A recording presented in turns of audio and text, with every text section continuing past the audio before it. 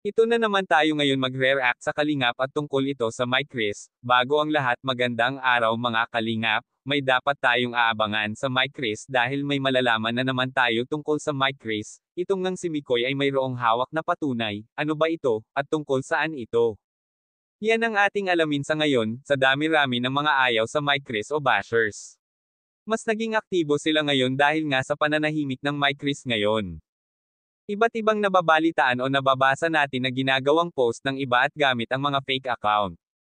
Uso ang ganyang kalakalan sa media lalo na sa pamemeki ng account at manghuhusga ng tao. Hindi rin natin matutukoy kung ano ba talaga ang pakay nila sa Mike Chris at ginagawaan nilang nang hindi kapani-pani walang salita. Kung si Cristo ay nanahimik lang, si Mikoy ay hindi. Gusto niya iparating sa mga tao na malinis ang kanilang hangarin sa mga tao at wala silang tinatapakan na tao.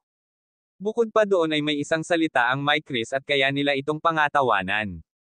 Handa ang Mike Chris kung sakali man na dumating ang araw na bumalik sa dati ang sitwasyon nila noon. Kaya naman nila itong tanggapin na hindi naninisi ng kapwa. Kahit part sila ng Kalingap, alam pa rin nila kung saan o ano ang kanilang pinaggalingan. At hindi nila ito sasayangin, nakakapanghinayang naman kung ganon.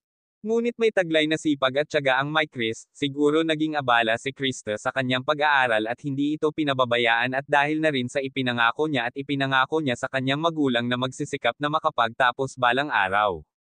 Basta't magtiwala lamang sa kanyang sarili at makikita niya rin ang kanyang pinaghirapan balang araw, at si Mikoy na rin may gusto pa itong patunayan sa atin kaya mas lalo niya minaigi ang kanyang mga ginawang pagpupursigi na mabigyan ng tulong ang mga nangangailangan, hindi lang naman para sa kanya ang ginagawa niya kundi para rin sa mga taong hindi nakaranas ng maginhawang buhay, at maipaabot ang blessings na karapat-dapat sa kanila.